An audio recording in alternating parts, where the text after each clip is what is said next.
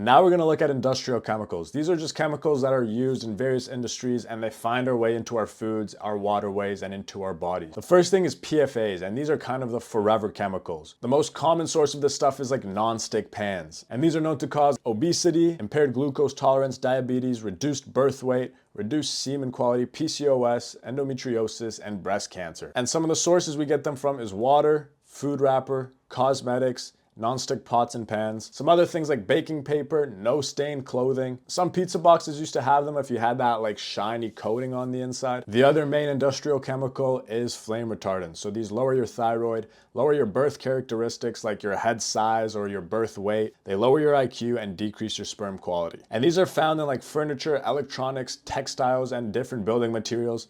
And basically over time, they come off into the dust and then you inhale that dust and it's flying around your house. Okay, now we're gonna be talking about avoiding industrial chemicals. So the main thing here is you want more natural materials. So the cottons, the linens, that sort of stuff. We're avoiding stain and water resistant clothing. Again, the most important thing is where you sleep. So like your bedding, the clothing that touches your skin, the curtains. Don't stress about that rain jacket or whatever. It's probably more stressful for you to be wet and soaking than it is to wear your rain jacket, right? There's also a lot of PFAs in non-stick cookware and utensils. So pots and pans, we're going with stainless steel, cast iron, glass, or ceramic. With utensils, we're going with wood, stainless steel, or silicone. I prefer wood, it just looks the best. And just like with some of the other endocrine disruptors, they're gonna be a lot in your personal skincare and cleaning items. So I've just linked the databases again here. You could explore different products on there. I'm gonna release the skincare I use and the cleaning products I use in the future. Now for air quality, the best air quality is in nature. So that's what you want to prioritize. This is again kind of the whole theme of this thing. We're realigning a lot of our internal systems with nature. This way we don't have to count calories. We know how much energy we have stored.